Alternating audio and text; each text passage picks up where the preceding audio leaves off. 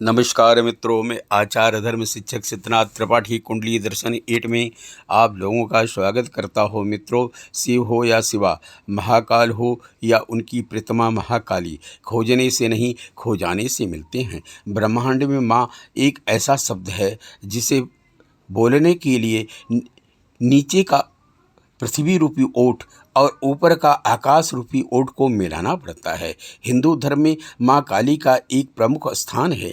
काली माता सुंदर रूप वाली भगवती दुर्गा का काला और भयप्रद रूप है। इनकी उत्पत्ति राक्षसों को मारने के लिए हुई थी। काली माता का अर्थ काला अथवा काल अथवा समय से है, जो सबको अपना ग्रास बना लेती हैं। आइए अपने विषय काली जी के गले में मुंडमाला किसकी है और क्या है, इस पर प्रकाश डालते हैं।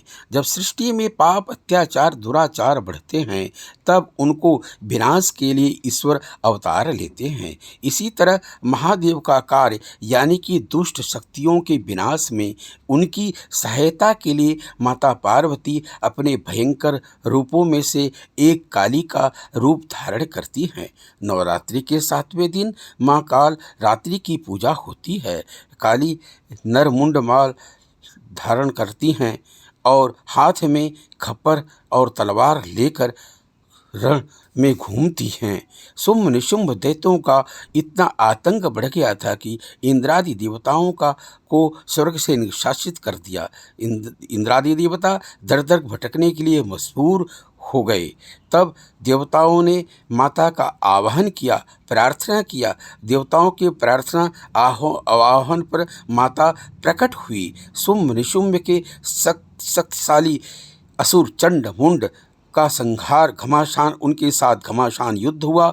युद्ध में जो उनका संहार कर दिया, अपनी बहुत सारी सेना का संहार हो जाने पर क्रोधित होकर शुंभ निशुंभ ने अपने समस्त सारी सेना को आदेश दिया, युद्ध में जाने का आदेश दिया। माता दुष्टों का संहार करती थी।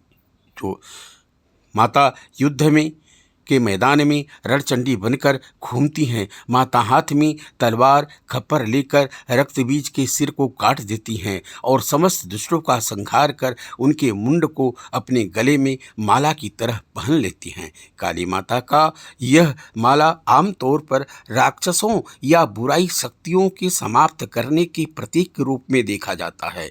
यह माला अहंकार और अज्ञानता का प्रतीक है। यह माला संसार की अस्थिरता और मृत्यु के प्रतीक रूप में होती है, जो जीवन को निरंतर परिवर्तन और नश्वरता को दर्शाती है। इस माला को पहनकर काली संदेश देती हैं कि आध्यात्मिक जागृति और अनुभूति पाने के लिए अहंकार का त्याग करना होगा।